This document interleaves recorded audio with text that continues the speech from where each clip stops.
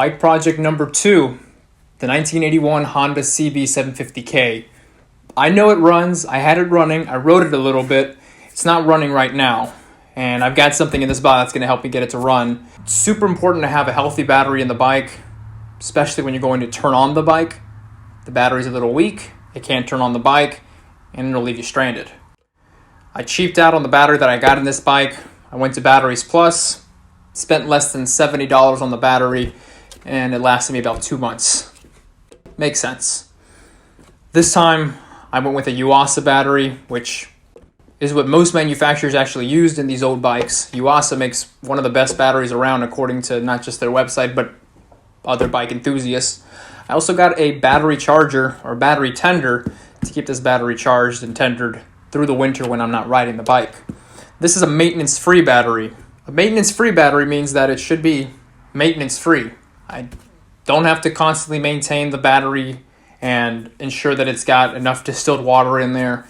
This battery comes with, from what I understand, acid that I need to put into the battery, and then after it's in the battery, that's it. It's sealed. It shouldn't have to be messed with after that. I've got the battery charger just to make sure that it maintains a healthy charge throughout the winter when the bike isn't running, and the moment I'm ready to put it back in the bike to ride, it should start up, first go. Let's get this box open, show you what I got, and tell you the process of how to get this bike with this new battery installed. First step into unboxing, unboxing the box. Nothing too exciting.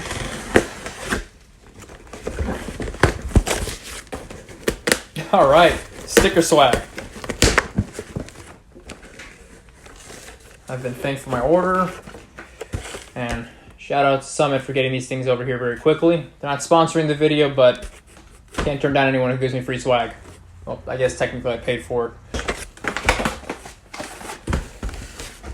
If I'm going to get a battery, might as well get the battery charger by the same brand so I know that it's going to work well. The star of the show, where this weight comes from, is our Yuasa battery. Let's get this unboxed.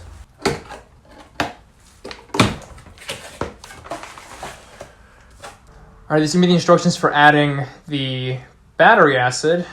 Make sure I can do this right the first time so I don't waste my money and waste my time. There's our acid. It's a lot, all right. And there's our battery.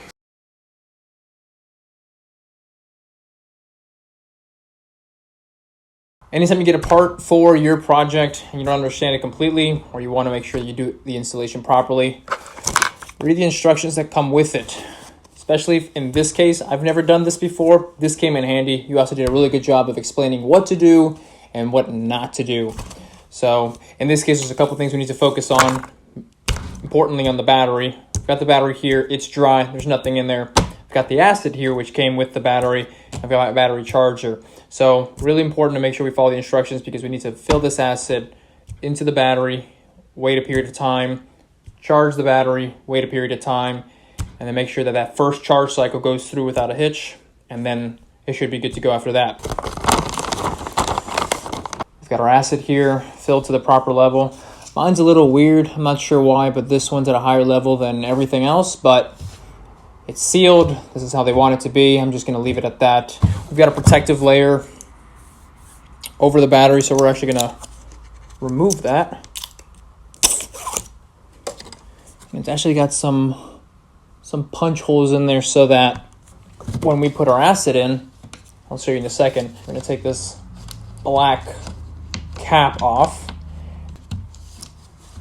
This is actually going to go on the battery to seal it. All we're going to do is essentially flip this on top, push down, and let it work its way. 2 seconds though. I'm going to line those guys up. And then a little bit of pressure. Air bubbles are pushing up, which means that the electrolyte is, the acid is moving down as the bubbles come up. And it's recommended to tap the battery to help it along. We're going to let this thing work its way through for about 20 minutes and we'll check back in with it. 20 minutes later. Okay, it's been 20 minutes. This is completely empty at this point, so now all we're going to do is just gently remove it and set it to the side. The cap that came with the container, we're going to take that and lightly cover those open ports. Now that the electrolyte is in the battery and we've got this lightly sealed with the cap, we need to let this sit for about 20 to 60 minutes for this battery in particular, according to the manual. I'm going to let it sit for that entire 60-minute duration just to make sure that the plates have enough time to absorb all of the electrolyte that we just put in there. After the 60 minutes, we'll charge it up, and that will be the first charge cycle for this battery. 1 hour later. Okay, this has been sitting for well over an hour. Had enough time for the plates to absorb the electrolyte. Now it's time to charge it. So from what I can understand reading the manual, when it comes to charging the battery, we can charge to 100% using an automatic charger, which is what we have here. For constant current charging, refer to table on right, and it does provide us a table depending on what battery we have, and it gives us specifics for amperage and how long to be on the charger while it's charging there.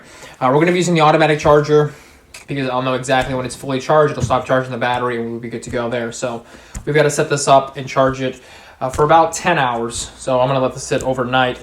On the top of the battery, it does also mention, it's got a little label talking about the amperage we should be charging it. So it says 1.2 amps for 5 to 10 hours. And this is referencing if we're doing a constant current charge, which in this case we're not. We're just going to be using an automatic charger, which from what I've read and researched will be just fine for what we need to do. So let's get this on the tender. The battery's set up, positive on positive, negative on negative, and the battery charger will be sitting there on charging until it turns green, indicating that it's full. Tomorrow. Once the battery is fully charged, now we have to take that cap and seal the battery. So just with the force of your fingers pushing down until it is completely flush. You want to make sure it's a complete seal so that if the bike were to fall, nothing leaks out, and this is meant to never be opened again. Okay, it's the next day. I left this overnight charging, and my Yuasa battery charger turned green, which to me indicated that this was fully charged. I've already put the cap on that was on the electrolyte fluid on the battery, which has effectively sealed it, so I will never have to open this up to refill at all. And that's the point of getting this battery, so I don't have to maintain it constantly. It's just ready to go after setting up, set it and forget it. Time to pull a Chris fix, get rid of the old, put in the new, and see if this bike still has some life left in it. First thing we're gonna do is take the seat off the bike, exposing the battery connectors. We've got the battery here, opening the tray up from there, disconnecting the negative terminal and getting that out of the way, and doing the same thing for the positive terminal there. All we've got to do after we've got that disconnected is wiggle the battery out. Placing in our new battery into the battery tray, order of operations is the exact same, just in reverse. Make sure it's snug in place, connecting the positive terminal and as well as the negative terminal, making sure there's a good contact so that the battery is connected properly. Clutch in, we're gonna give it some choke, gas on, order of operations, set to run.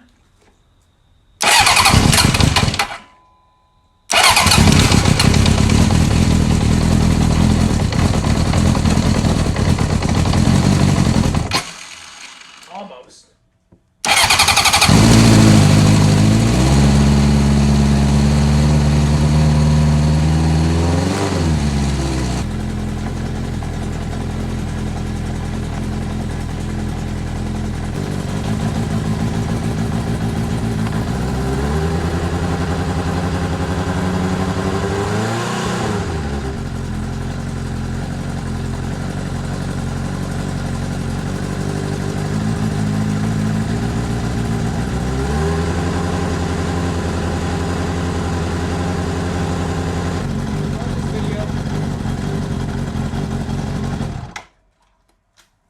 Better.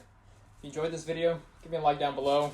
Share any information in the comments, some feedback from me about your experiences installing a battery. If you have any questions for me about how I went through installing this battery into my bike, I call this a success. Bike turns on, holds voltage at the correct level, and when revved up at 3,000 RPM, which is around where this bike charges, it shoots up to about 14 volts, which is good for this battery and it's good for this bike charging this battery. We're one step closer to getting this bike roadworthy. Battery, really happy that that's actually taken care of. Hope you guys learned something in this video. Until next time.